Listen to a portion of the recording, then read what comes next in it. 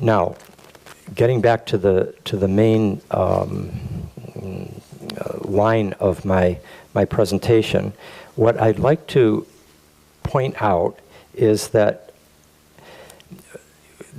in both the Cleese clip, that little skit, and in the Woody Allen one talking about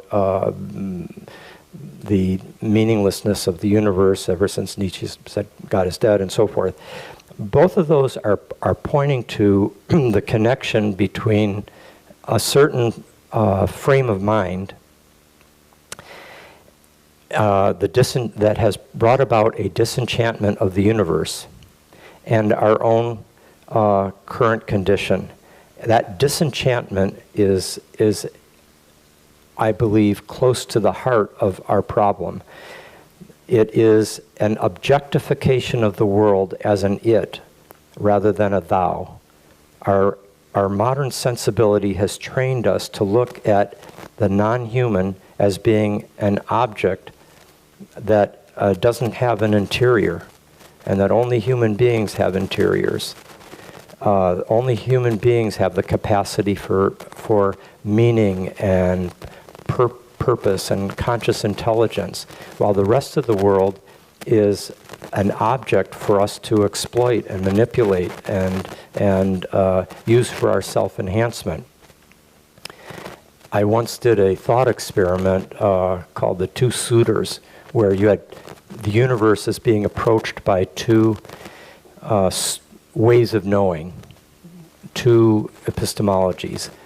And if you were to imagine this universe as being a deep-souled, deeply intelligent being who's being approached by two ways of knowing it, and the first suitor approaches the universe as being intrinsically lacking in any intelligence, intrinsic spiritual qualities, that it is incapable of meaning or purpose, and is essentially inferior to himself. We'll say the male suitor. We'll give it a masculine gender for not entirely arbitrary purposes, and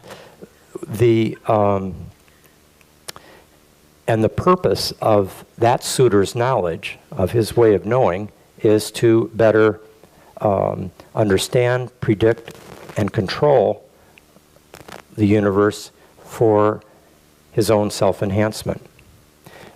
While the second suitor looks upon the universe as being at least as intrinsically full of intelligence and spiritual depth and mystery and value as himself. And the purpose of his knowing is not to control and predict and exploit, but rather to, in some way, overcome the boundary between subject and object, and through that participation in the other's being, bring about the possibility of something new to emerge. It's the act of knowledge as, in a sense, an act of wonder, of love.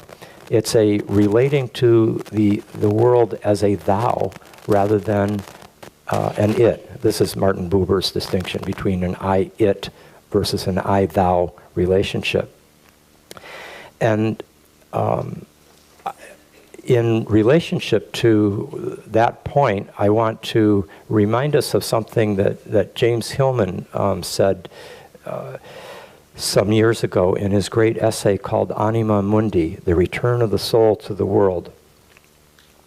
And he said this. He's talking about all the particular movements that are at work in the world, both collective and personal, and what was still necessary beyond those movements. He said ecology movements, futurism, feminism, urbanism, protest and disarmament, personal individuation, all these cannot alone save the world from the catastrophe inherent in our very idea of the world. They require a cosmological vision that saves the phenomenon world itself. They require a move in soul that goes beyond measures of expediency to the archetypal source of our world's continuing peril, the fateful neglect, the repression of the anima mundi, the soul of the world, anima mundi, the soul of the world. See, the soul of the world is something that doesn't exist for the disenchanted perspective. The world is mechanistic matter and energy that is moving and evolving randomly, out of which somehow we human beings, with our sense of consciousness and purpose and meaning, have emerged, but with the tremendous contradiction of being embedded in and evolved out of a universe that is unconscious, purposeless, and meaningless. I mean, that is the self-contradiction and paradox that we have all grown up with. And we all carry that within us. It's kind of like the split between Romanticism and the Enlightenment in the modern breast. If we can generalize the Enlightenment as being more the side of the rationalist philosophy and scientific revolution, and Romanticism as being what holds our poetry and our music and our spiritual epiphanies and our communion with nature as precious to us. We have both of these things. We value both the rational comprehension of let's say our medical practices that may save lives, and yet at the same time something can be left out that is perhaps not allowing that life to be as worth living if it's been if the soul of life is no longer held within the worldview. So the basic question that I take out of what Hillman said there is that in certain respects, the most brilliant species, the most brilliant civilization, and even the most brilliant era has somehow produced this tremendous catastrophe that the earth is now undergoing. How is it that that happened? What is it about the modern mind and the modern self that is so intrinsic to each of us, to who each of us is, and so intrinsic to our entire civilization?